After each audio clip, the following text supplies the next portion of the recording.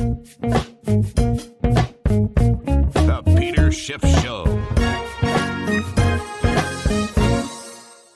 I'd like to thank Indeed for supporting my podcast. Indeed is an unbelievably powerful hiring partner where you can attract, interview, and hire all in one place. Get started right now with a $75 sponsored job credit to upgrade your job post at Indeed.com/Peter. And I'd also like to thank a brand new sponsor, Theragun. And now you can try Theragun for 30 days starting as low as $99. Just go to Therabody.com/Peter right now and get your Gen 4 Theragun today. After a small 236-point bounce on Monday, the Dow Jones Industrial Average dropped another 652 points today. That means it's now fallen by over 1,300 points in the last 3 trading days. It all got started on Black Friday, Black and Blue Friday in the markets as a result of concerns over the Omicron variant of the COVID virus. But the reality is the market has been extremely overvalued, and maybe virus fears were the pin, but the fact of the matter remains the market is and has been a gigantic bubble for a long time in search of a pin. So when it finally finds one, it's not really the pin's fault, it's the bubble's fault, because all bubbles eventually find a pin. So it doesn't really matter what ends up being the pin. What matters is the bubble. And I think investors are beginning to acknowledge the fact that the overpriced stock market is completely dependent on the Fed. It's the Fed's monetary supports upon which the entire stock market rests. In fact, every time when people have to justify these insane valuations, it's always in comparison to interest rates. It's the artificially low interest rates that justify these inflated stock market values. So if you take that away, well, then there's nothing beneath the market but air. And in fact, Jerome Powell had an opportunity today because he testified jointly with Secretary of the Treasury Janet Yellen before the United States Senate on the U.S. economy and what policies the administration and the Fed would be pursuing to help the economy. And I think the hearing was called as a result of the Omicron variant. I'm not sure that. Maybe it was scheduled anyway, but it seemed like everybody came together because of the new concerns raised by this new variant. And number one, right off the bat, and I pointed this out before, I don't like the chairman of the Federal Reserve and the Secretary of the Treasury appearing together on the same podium to field questions, because it's like they're working together, but they're not supposed to work together. In fact, at times like this, it's extremely important that they not work together, that they not cooperate, because in many respects, they are working at cross purposes. The Secretary of the Treasury is an appointee of President Biden and is a member of the Biden administration. And the most important goal of the Biden administration is to reelect Joe Biden, or at a minimum, Kamala Harris, who, by the way, is the least popular vice president, I think, in history. I don't know, if it counts like a guy like Spiro Agnew before he had to resign in disgrace. I'm not sure about that, but maybe so, because I read these articles that she's the most unpopular vice president ever. But be that as it may, the goal of the administration is to reelect the incumbents. And so what's driving policy is short term, because they're only guided by the elections. And in fact, right now, the goal of the Biden administration is the midterms. They want to try to save the House and the U.S. Senate, keep them under Democratic control, because A, that makes it easier to get their priorities through Congress, But B, maintaining control of Congress may make it easier to maintain control of the White House 2 years later. So they're looking for politically expedient solutions to these problems. They want to put Band-Aids on this cancer. They don't care if it gets worse. They just don't want it visible when voters go to the polls. But that is not what the Fed is supposed to be doing. The Fed is supposed to be blind to politics. It's above the fray. It is independent. It is supposed to be making policy for the long-term good of the nation. And the only policy it's supposed to be making is monetary policy designed to preserve the integrity of the currency, the purchasing power of the dollar, price stability, even though they now define it as prices rising by a little bit more than 2% per year.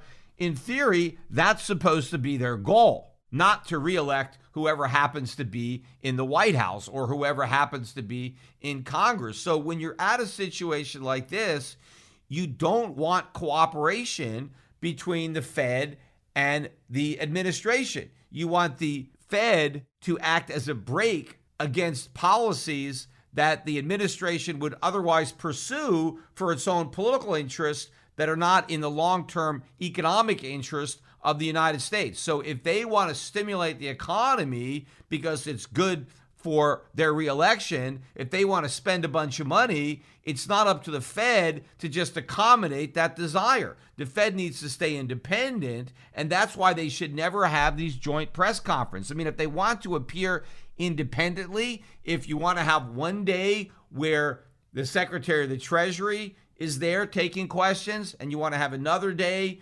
where the Chairman of the Federal Reserve, that's okay, because at least it looks like they're independent. But when you put them together and they're seated next to each other, even if they have to space out because they're trying to maintain adequate distance, right, because they want to be safe from COVID, but even if they're not directly next to each other, they're still on the same table. They're acting as if they're playing on the same team, and they're not supposed to be. And especially when you have an inflation rate as high as the one we have right now, given that the Fed's policies should be fighting inflation, which means by definition, its policy is at odds with the administration, which is looking for ways to stimulate the economy and finance increased government spending. You can't do both.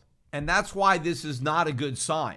And the market should be reacting to this. They should see through this charade and realize that there is no real Fed independence. And at the end of the day, Jerome Powell is just another part of the Biden administration. After all, he just had to kiss Biden's butt to get reappointed, right? Obviously, Biden would have preferred Lyle Brainerd take over as Fed chairman, but A, he didn't want to take the political risk of having the economy fall under the watch of his appointee. He wanted to leave a Trump official in there so that he could blame Trump if something goes wrong. But also, I'm sure he got the assurances that he needs from Powell that Powell's got his back, and Powell is going to keep the printing presses going as long as necessary. But Powell had an opportunity to talk up the markets today, save the market, because after all, the markets had already declined quite a bit on Friday. And despite that bounce on Monday, they were still down Tuesday morning prior to Powell making his statement and then fielding the questions from the senators. So he had an opportunity to kind of smooth things over and reassure the markets, because his prepared statement, which had been released earlier, left people a little confused, because Powell acknowledged that the Omicron variant had the potential of slowing the economy, and therefore the Fed's growth forecasts would call into question because of the Omicron virus. But at the same time, he acknowledged that this Omicron variant, because it may result in fewer people going to work, may exacerbate the labor shortage and therefore the supply problems that are already in the pipeline. And therefore, the effect of this variant may be that consumer prices rise even more. So now the Fed is saying, hey, wait a minute, we've got two problems. We've got economic weakness, but even more upward pressure on prices. That's stagflation, even though Powell himself didn't actually use the word stagflation to describe the dilemma. That's basically the dilemma he described: weakening economic growth and more upward pressure on prices. So that left the markets wondering, okay, well, what's the Fed going to do? Is the Fed going to ease policy because the economy is weakening? Or is the Fed going to tighten policy because inflation is accelerating? That was the question. And Powell had the opportunity to answer that question, and he really didn't answer it. But based on what he said, the markets answered it, and that's why the Dow was down 650 points, because they interpreted what Powell said and what he didn't say as being hawkish. Now, one of the things that Powell actually said specifically had to do with transitory inflation, because up until now, that's been the Fed's story. Inflation is transitory, and they've been sticking to that. And everybody has been on script about transitory inflation. Well, today, for the first time, Powell basically admitted that inflation is not transitory. Here is exactly what Powell said about transitory inflation. This is in quotes. Quote, "It's probably a good time to retire that word and try to explain more clearly what we mean." Okay, so it's time to retire the word transitory. Why? Well, because it's not true, and it's never been true. That's the Fed's way of admitting that it was wrong, right? Because we're retiring the word because we got it wrong, because the word was never appropriate, and that's why we're retiring it. But I also think it was funny because not only is Powell admitting that he was wrong without actually coming out and saying, "I was wrong," it kind of reminds me of Arthur Fonzarelli from Happy Days. Most people are probably too young to remember that, but Arthur Fonzarelli could never say he was wrong. And whenever he tried to say that, it would be like, "I was woo." He could never get the words "I was wrong" out of his mouth. So he would just slur a little bit and say, "I was woo," and that meant he was wrong. Well, Powell's not actually saying he was wrong, but hey, let's just retire this word. And then he said that we need to come up with a new way to explain more clearly what they meant. No, that's the last thing the Fed wants to do. The problem is the Fed was clear when they said inflation was transitory, because what transitory means is kind of temporary. It's just not a real problem. We don't have to worry about it. It's going to go away. The problem isn't that the Fed wasn't clear. The problem was that the Fed was wrong. That was the problem. And the reason that the Fed became unclear is because when it first became obvious that the Fed was wrong, that's when the Fed tried to change the definition of transitory so that they could still look right. That's what created the confusion. It was the Fed trying to confuse the public as to what transitory means. Now, what they want to do is come up with a new lie to confuse the public again, because the transitory lie ain't working anymore because they've twisted it into too big a pretzel, and now they need something else.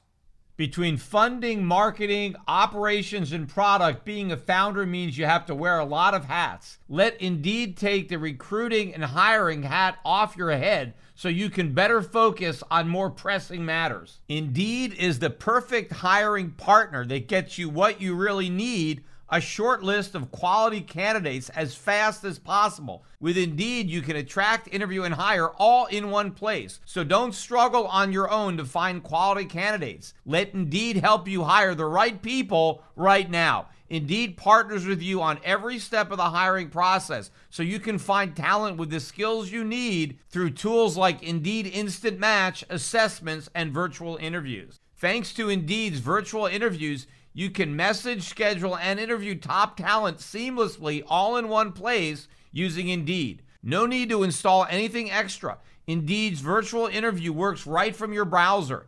Interview virtually with no downloads, plugins, or purchases. You can do it all in one place with Indeed. One thing I love about Indeed is that it makes hiring all in one place so easy. Finding great talent doesn't have to be your second job. You can hire faster and better than ever when you use Indeed. And you can get started right now with a $75 sponsored job credit to upgrade your job post at Indeed.com/Peter. Get a $75 credit at Indeed.com/Peter. Indeed.com/Peter. Offer valid through December 31st. Terms and conditions apply. Now, Powell did, though, come kind of close to admitting that he was wrong, but he didn't really admit it. because he was asked about, hey, inflation, it's constantly running hotter than you thought. Like, what did you get wrong, right? In hindsight now, where were you wrong? And so what Powell said was that, well, we kind of only got one thing wrong, but you can't fault us for that because nobody could have possibly got this right. And what Powell said the Fed got wrong was it didn't see the problems in the supply chain happening. And after all, according to Powell, nobody saw this coming.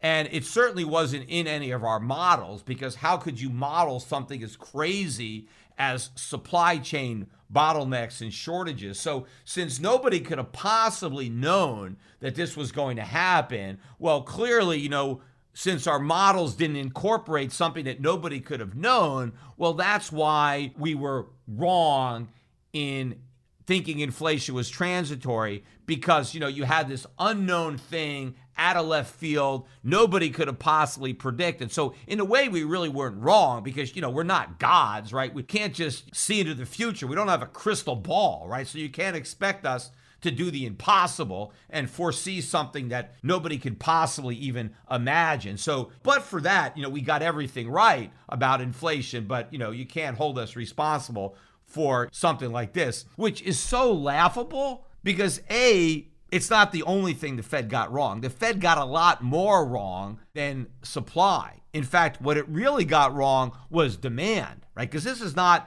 about supply only. It's about massive demand. Now, where did that demand come from? Well, it came from the Fed, and it came from other central banks that flooded the economy with money. People who were sitting at home not working got checks from the government to go out and spend it. And in fact, the U.S. government told a lot of people, hey, don't use that money to pay your rent because your landlord can't evict you. Just go buy more goods made in China. Run the deficit up even more. So it was government policy, both the Fed policy and congressional policy, that combined to create all sorts of demand. And the demand was also way underestimated by the Fed.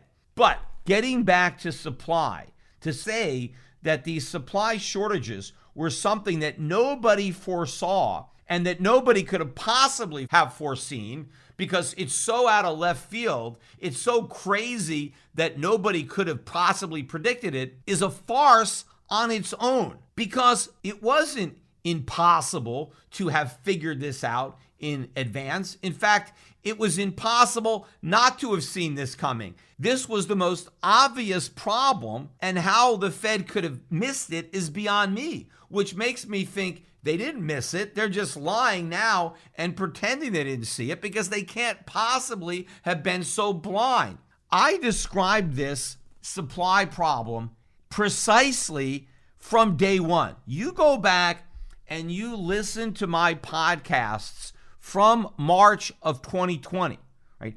When COVID first hit and the Fed announced its response, when it slashed interest rates down to zero and relaunched QE, what specifically did I say was going to happen? I said this was the worst thing the Fed could do because COVID was an inflationary event in that it was sidelining production. I mean, after all, how can you shut down the economy, close factories, furlough workers, and then somehow be surprised by the fact that there's a shortage of stuff? I talked about that. I specifically said there were going to be widespread shortages of stuff due to the shutdown of the economy. And of course, I'm not brilliant to figure that out. You have to be an idiot not to see that. It's not that I'm so smart. It's just that they'd have to be so dumb. And I don't think they could possibly be that dumb. I just think now they're telling a lie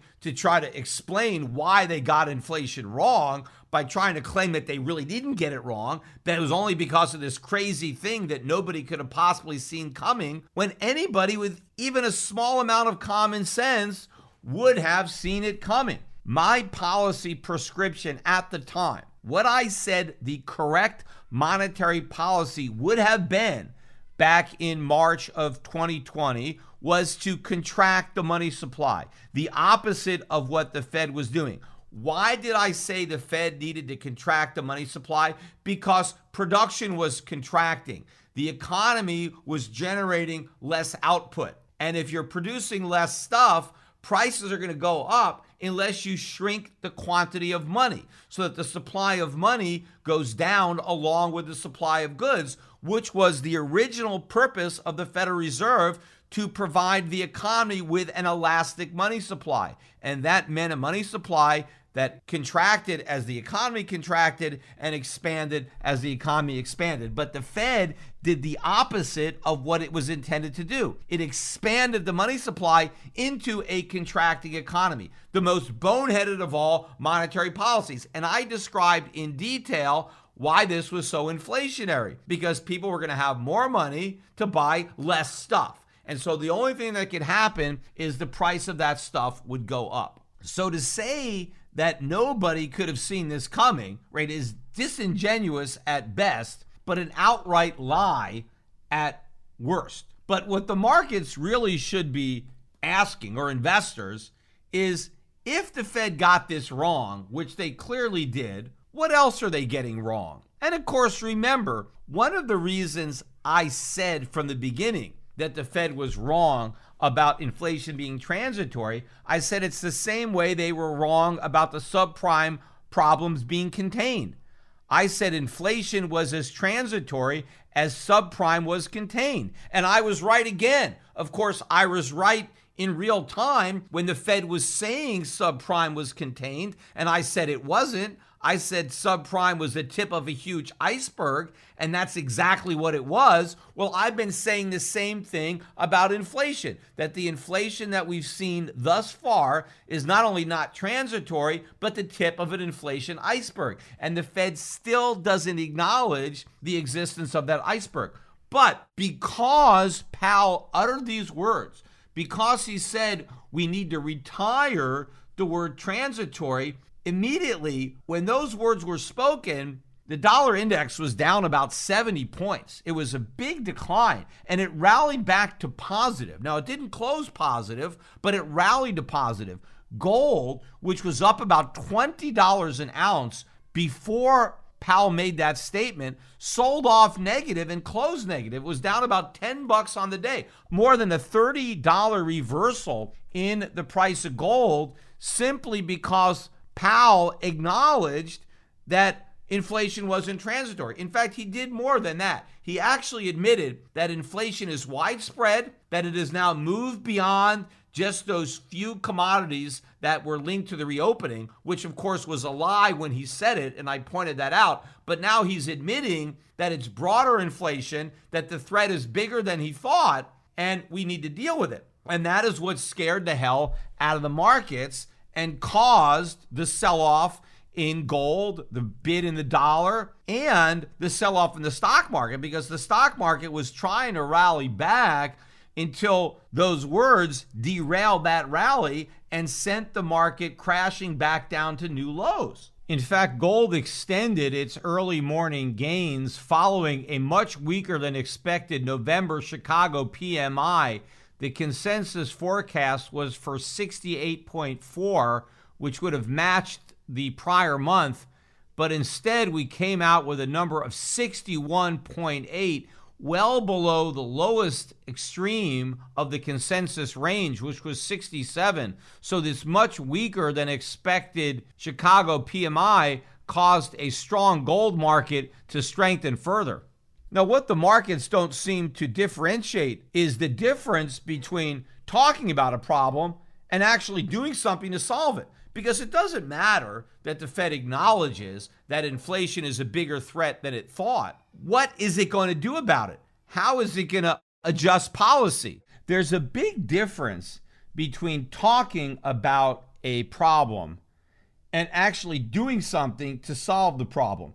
Because all Powell did is acknowledge that inflation is a bigger threat. But he did not actually talk about how the Fed would alter its policy in light of that. Now, he did acknowledge that the FOMC may consider tapering a bit quicker so that maybe they'll finish the taper 1 or 2 months sooner than they originally expected. But that's it. That's all Powell said. And that isn't even a commitment. And even if they follow through, it amounts to nothing because what they were doing in the first place amounted to nothing. Because in the face of this larger inflation threat, the Fed continues to pour gasoline on the fire.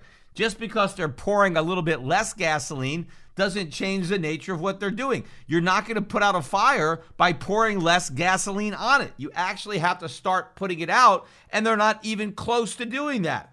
Don't let the stress of daily life weigh on your body. Whether you're an elite athlete or someone like me just trying to make it through the day tension-free, Theragun can really help. I've teamed up with Theragun, and they're offering their Theragun for 30 days, starting at only $199. So go to therabody.com/Peter and get your Gen 4 Theragun today. Theragun is a handheld percussive therapy device that releases your deepest muscle tension using a scientifically calibrated combo of depth, speed, and power. And it's as quiet as an electric toothbrush. The Gen 4 Theragun doesn't just feel good, it gets to the source of the pain by releasing the tension. Using Theragun's signature percussive therapy, which goes 60% deeper than vibration alone. So whether you want to treat your muscle tension from working out, to repair an injury, or just to release the stress of everyday life, there's no substitute for the Theragun Gen 4. The OLED screen and design makes you feel like you're holding something from the future, so just go to their site and check it out. And the Theragun app learns from your behavior and suggests guided routines. I started using Theragun myself over a year ago when I had another routine injury of my lower back. I've had these problems for decades at this point. And it was actually a friend of mine who, after I informed him of my problem, he said, hey, you got to come over to my house. I have something that'll fix you right up. And I went over, used the Theragun, and it worked so well that I immediately went out and I bought my own. I now use it almost every day, not just when I get those lower back problems, but after I work out, I always want to use the Theragun on my muscles so that they're not as sore after a workout. But don't take my word for it. Get yourself a Theragun and see for yourself. And now you can try Theragun for 30 days, starting at only $199. So go to therabody.com/Peter right now and get your Gen 4 Theragun today. That's therabody.com/Peter. therabody.com/Peter. And in fact, one of the senators specifically asked Powell what he would do about this inflation problem. Specifically, what is the Fed going to do? And the only answer that Powell provided was the Fed will use its tools. Oh, really? What tools is the Fed going to use? Powell's not specific about that because I think Powell knows the Fed doesn't have any tools that it's actually willing to use, because the only tools that they have to fight inflation will also destroy the economy, at least the bubble economy that the Fed has spent decades inflating. In fact, there was some discussion about interest rates and the effect rising interest rates might have on the economy. You had a couple of senators, Republican senators, pointing this out, and you had both Powell and Yellen completely dismissing the risk to the economy of rising interest rates. Even though they acknowledge they may rise a little, they said, well, we don't really have to worry because they're not going to rise very much. They're just going to stay historically low in real terms. How do they know that? Why should they stay historically low? Maybe what we've seen recently is an aberration. Maybe that's what's transitory, is really low interest rates. Maybe where we're headed is back to normal interest rates. In fact, more likely, given the enormity of the debt that we have, we should have high interest rates. In fact, that's where we're headed. We're headed from a very low interest rate environment to a very high interest rate environment, and that is toxic as an environment if you've got a lot of debt, which is why the Federal Reserve is doing everything it can to prevent that from happening. And that's why Powell lied when he was asked the question about whether or not the Fed considered the cost to the U.S. government of servicing the national debt when making interest rate policy. Now, of course, the Fed considers that. How could it not? It's the elephant in the room. But Powell completely ignored the question. In fact, I guess it wasn't a lie. He just dodged the question by not answering it. And then the senator just never bothered to press him, although part of his question had to do with whether the Fed considered the creditworthiness of the U.S. government, because obviously if interest rates really rise, that's when the credit quality of U.S. Treasuries comes into question, because at higher interest rates, the federal government can't service its debt. But then Powell did answer that question and said, no, he never considers the credit worthiness of the U.S. government, because he said that will never be called into question. That basically no matter how high the debt is, no matter how high interest rates rise, the U.S. government will always be able to pay. Really? How? Where's it going to get the money? The only way it's going to get the money is if the Fed supplies it. But if Powell says that the Fed doesn't care about the interest expense to the U.S. government of servicing its debt, if the Fed is going to raise interest rates regardless of the impact on the budget, then how can he make that statement? Because if Powell is really willing to jack up interest rates without any consideration for the cost of the U.S. government, well, then the creditworthiness of the U.S. government will come into question, because it won't be able to pay. Think about it. We've got a almost $30 trillion debt. Well, let's say the Fed had to raise interest rates up to 5%.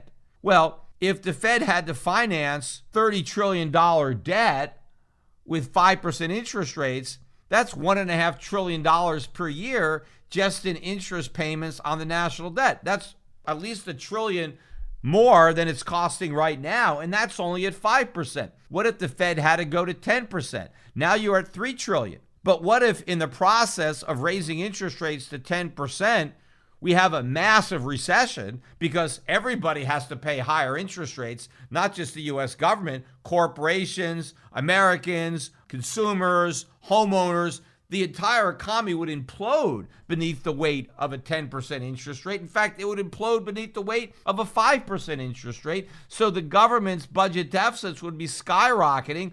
Where would the government get the money to pay the interest on the debt if the economy is in a recession and government tax revenues are falling? Are they going to raise taxes in a recession? How? And there's no way they can even raise them by enough to make the payments. The only way the U.S. government could possibly service the debt in an environment where interest rates were way up is if the Federal Reserve supplied the money. So how could it not consider the implications on the federal budget in its policymaking? Of course it does. In fact, I know that one of the reasons that interest rates have been kept so low is precisely because the Fed considers the effect on the federal budget of interest rates. It is setting policy specifically with that in mind. It wants to help the government service its debts, and the only way it can do that is by artificially suppressing interest rates. Why do you think the Fed never raised interest rates from zero? And everybody was talking about how the economy was recovering after we started to reopen, after we got the vaccines, yet the Fed still got interest rates at zero. Why is it doing that? Well, one of the main reasons it's doing that is because it doesn't want to bankrupt the federal government. The federal government wants to spend more money on programs, not more money on interest on the national debt. So the way to subsidize increased government spending is to keep interest rates at zero. In fact, even long before COVID, one of the primary reasons that the Fed, under several administrations and several Fed chairman, one of the reasons rates have been so low is precisely because the government has so much debt. But of course, no Fed chairman will admit that, because if a Fed chairman admits that, well, then it's almost party over. It's going to roil global financial markets if you let that cat out of the bag. So Powell did what any Fed chairman would do. He lied about it, or he might say he didn't lie. He just sidestepped the question by not answering it. But he basically lied when he said he never considers the credit worthiness of the United States, or that creditors might question the credit worthiness of the United States. He has to consider that, because that's part of the consideration of the effect on the budget of rising interest rates. But that wasn't even the most ridiculous thing that Powell said. one of the craziest things, and I'm not making this up, right? You can go on YouTube and you can watch the Senate hearing and you can see for yourself that I'm not just making this up. But there was a senator that asked Powell a question, and I'm not even sure why he asked him the question. It was just funny the way Powell answered it. But here's the question that was asked. He said, if rents go way up, but the U.S. government decides to subsidize those rent hikes by providing Americans with money to pay the higher rent, or the U.S. government just pays the rent directly to the landlord so that the tenant doesn't have to pay, so that the net effect to the tenant is that rent isn't really going up because the tenant isn't paying the higher rent. The government is paying the higher rent for the tenant. So let's say rents go up by 10%, but the rent that the tenant pays doesn't go up at all. But the rent that the landlord receives is 10% higher, but the money comes from the government, not the tenant. Then the question was, would the Federal Reserve consider that rents went up? Would it factor that into inflation? Because after all, if the consumer didn't actually pay higher rent, could the Fed ignore the rent increase in its inflation calculations? Now, the question doesn't even make sense because the answer is obvious. Like, of course not. How could the Federal Reserve ignore rising rents just because the government paid the rent instead of the tenant? And of course, if the government pays the rent, where is it getting the money? In fact, that's going to make inflation worse because the money's coming from the Federal Reserve. So the question, in fact, is asinine. And the only thing more asinine than the question was Powell's answer. His answer was, I need to get back to you on that one. That was his answer. Like, it's such a complicated question that he couldn't answer it. He needed to go back and consult his textbooks, like, some kind of operating manual at the Federal Reserve to decide whether or not he would consider a rent increase to actually be a rent increase if the government paid the rent. I mean, how absurd is that? Why do you need more time to answer such an easy question? You just say, of course we would consider it inflation. It doesn't matter who pays the higher rent. All that matters is that the rent went up. In fact, the senator then asked the question rhetorically in a different way with respect to the price of a Thanksgiving turkey. He said if turkeys go up 14%, but then the federal government decides to pay the higher price for average Americans so that they don't feel the increase, and so the farmers get the money from the government and the consumer pays the same price, would the Fed consider that the price of turkey didn't really go up because the consumer didn't pay higher prices? And again, Powell needs more time to come up with an answer. It's like, you're watching one of these game shows and it's like a real easy question. And then the guy's like, well, I got to phone a friend, right? Or whatever. I mean, this was a slam dunk of a question. This was like a layup question that Powell could have easily answered. But I think Powell is so used to obfuscating and dodging questions that he was put on the spot. And so he didn't even want to answer this one, even though it should have been such an obvious answer. And how harmful could it be to just admit that price increases are price increases regardless of who pays them? But Powell didn't even want to go out on the limb and say that. So he came up with this ridiculous excuse. I got to think about that. I'll get back to you later. I would love to see Powell's answer, that after all the time he spends thinking about it, he's going to come up and give a written answer to that question. I really would like to see what he writes. But again, the question that I really would have liked to seen asked, and of course, I would have liked to see how Powell dodged it, because there's no way he would have answered the question had any of the senators been smart enough to ask it.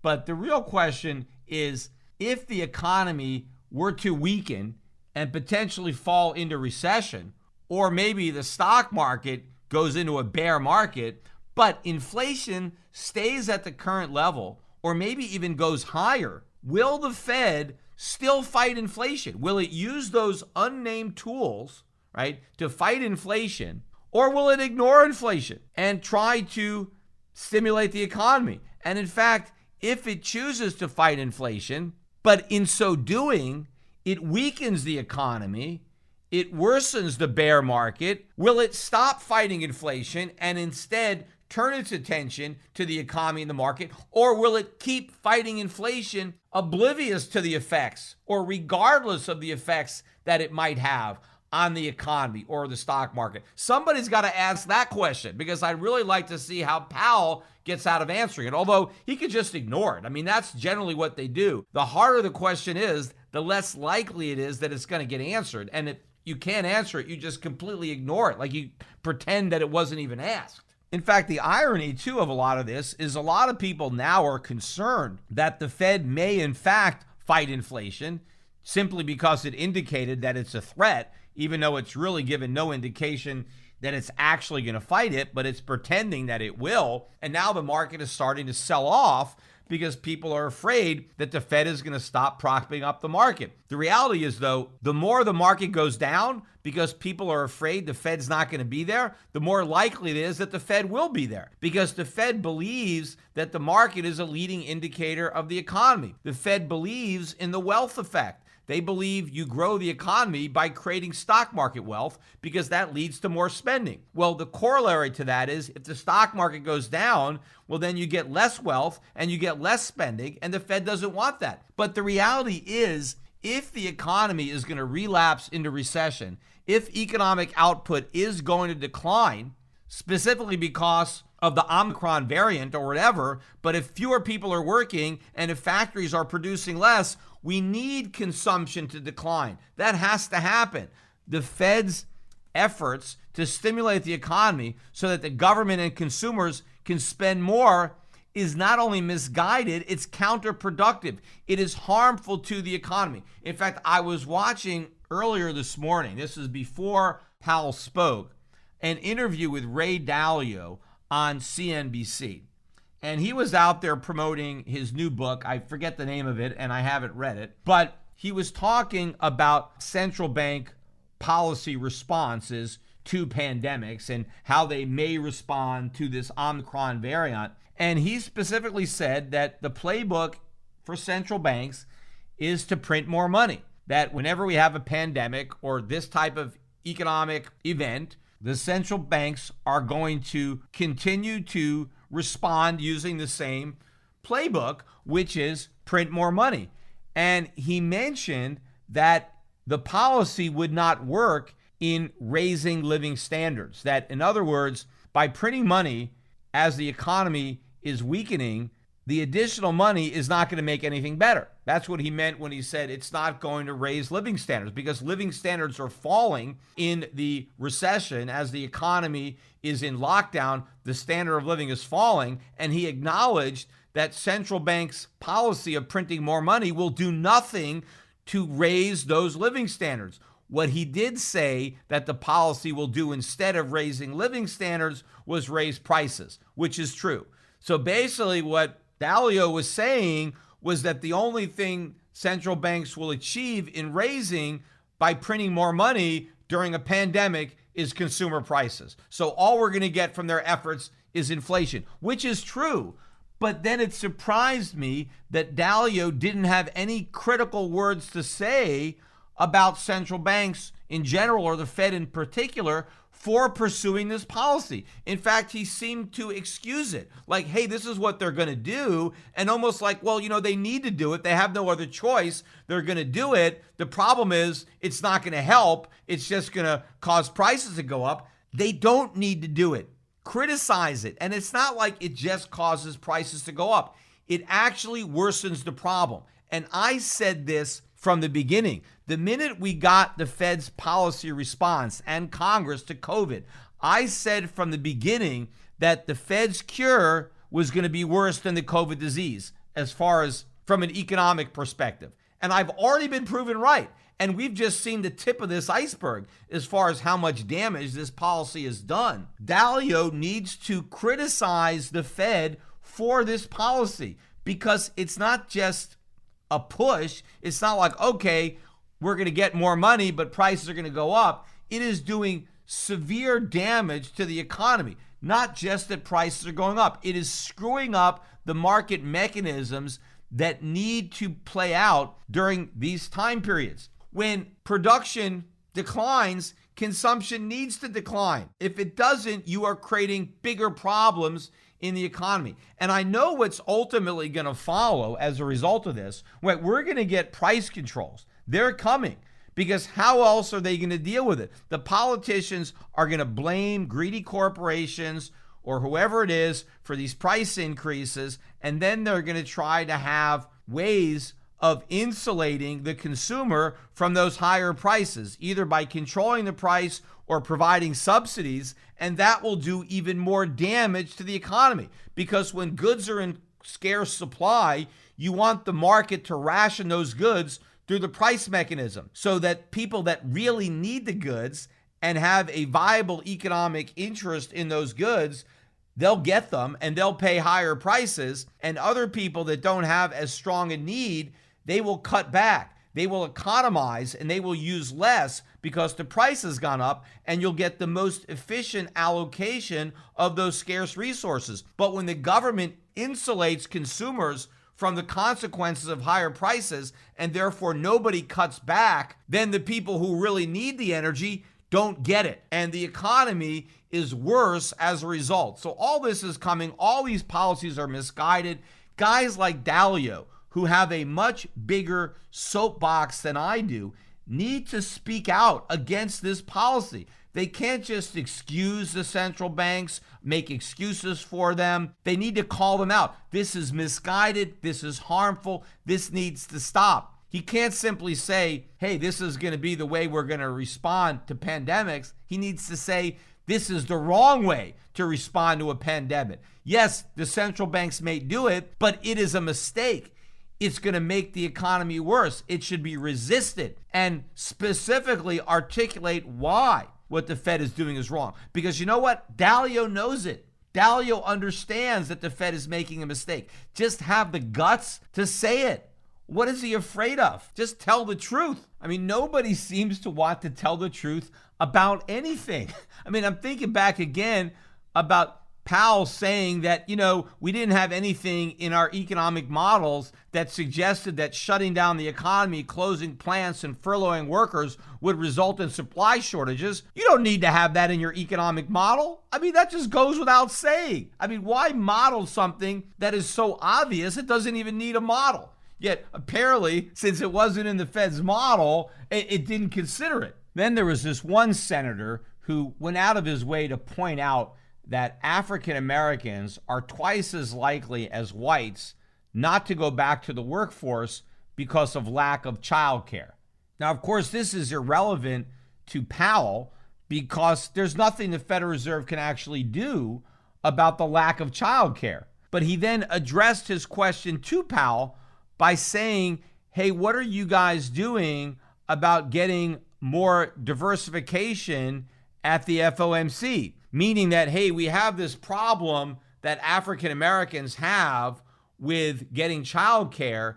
And so are you looking for more African Americans to be on the FOMC so they can help solve these problems, which of course is completely ridiculous because the problems can't be solved by the Fed. It doesn't matter what color you are. Monetary policy's got nothing to do with childcare. It's got nothing to do with the cost of childcare. I mean, it does in a way in that it has to do with the cost of everything because it's printing too much money. But the specific problems that are resulting in African Americans being twice as unlikely to return to work due to issues with childcare have nothing to do with the Fed.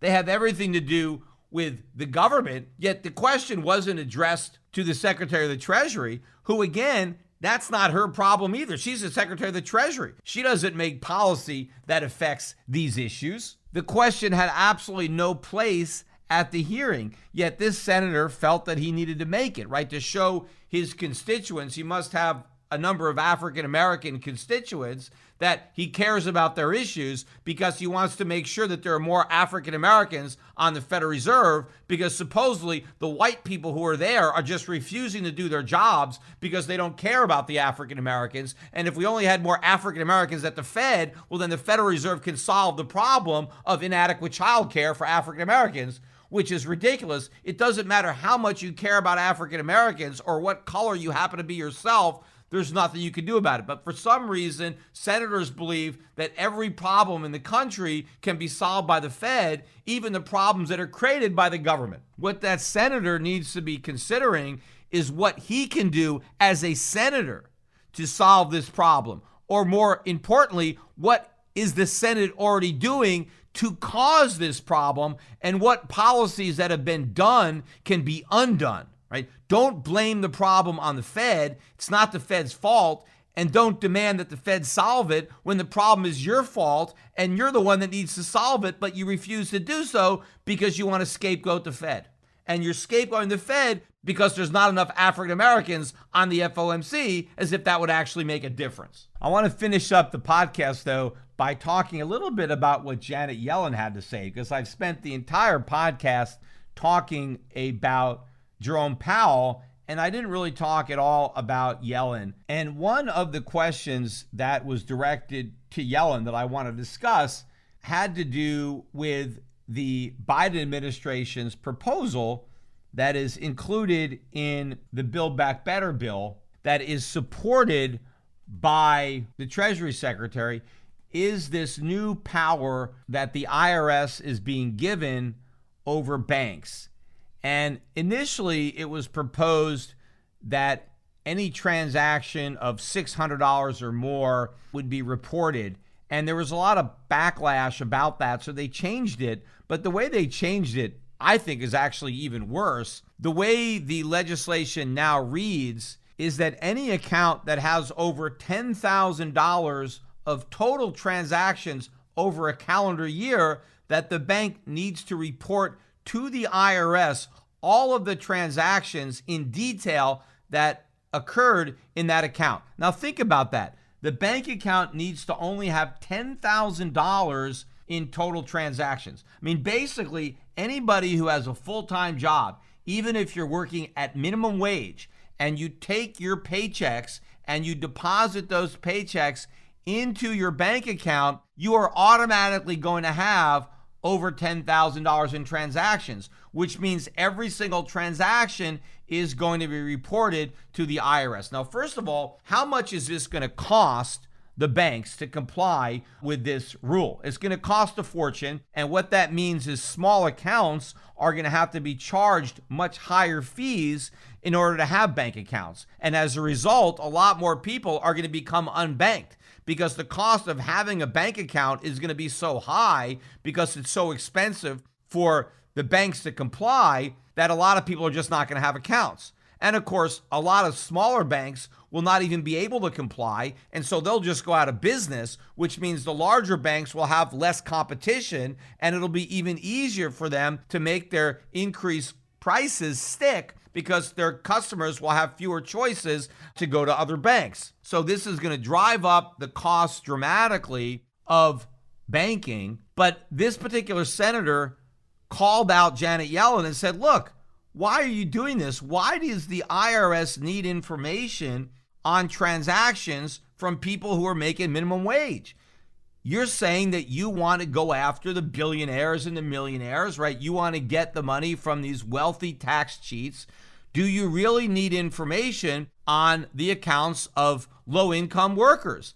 And Janet Yellen's answer was, yes, we do. We need this information because we want to make sure that everybody is paying their taxes, and they want to go after the people who are not, which is an admission, finally, from the Biden administration through Janet Yellen of something else that I said from day one, and that is the real purpose of enhanced IRS, more agents, more audits, more surveillance, is to get the middle class and the lower income earners. Those are the tax cheats that are being targeted. People who work for minimum wage, people who are in the gig economy, small business owners, that's who the IRS is going after. You know why?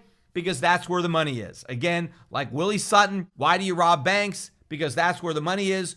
Why do you go after middle-class tax cheats? Because that's where the money is. There's not a lot of money in going after the rich. Number one, there's not a lot of rich people. And number two, they're not cheating. They don't have to. There are plenty of ways for the rich people to legally avoid paying taxes. They don't have to cheat, and they don't need to take a risk of cheating. The stakes are too high for them. They don't want to do that. So they're paying their taxes honestly, but they're honestly exploiting all the loopholes that they can afford to exploit. And they're hiring the best accountants to help them do that. The average guy, small business owner, gig economy worker, he doesn't have a bunch of tax breaks. And even if they were there, he can't afford to pay an accountant to find them. He's doing his taxes himself, or maybe he's doing them online with a program on QuickBooks or TurboTax or whatever he's doing. But the only way a lot of middle class households can survive right now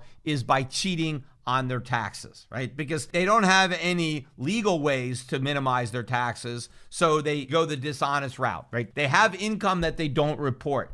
And that is what the IRS is looking for. The IRS wants to compare everybody's bank account with what they claim they earn. And they want to look at every check that you write, and they want to look at all the money you're spending, and they want to compare that to what you claimed you earned. And they're looking for a discrepancy. And if they find it, they're going to come after you. But of course, claiming that you need more IRS agents to go after the middle class and lower income workers, that's not going to win any votes. So you lie to the voters, you lie to the middle class by saying, no, we need these IRS agents to go after the billionaire tax cheats, right? Really, they're going after the middle class tax cheats. This is all about making the middle class and the poor pay their fair share, not the rich. But you're not going to win any votes by being honest with the voters, so you have to lie. But the minute I saw this provision, I pointed this out, that this shined a light of truth on the con that they were trying to pull off,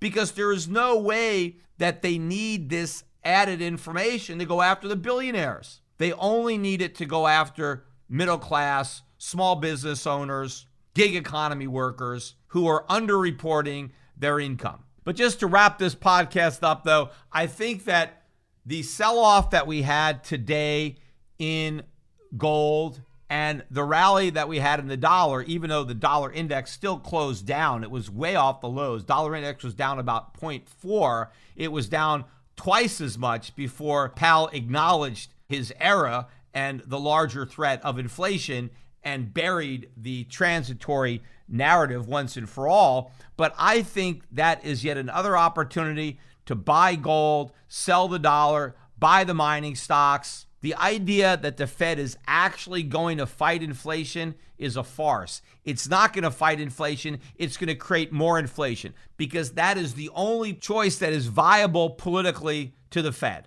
They are not going to sacrifice the economy on the altar of fighting inflation. It's simply not in their DNA. They can't admit that, so they have to pretend that they're going to do something. But the key is to see through that pretense and to position yourself not for what people are pretending is going to happen, but for what's actually going to happen.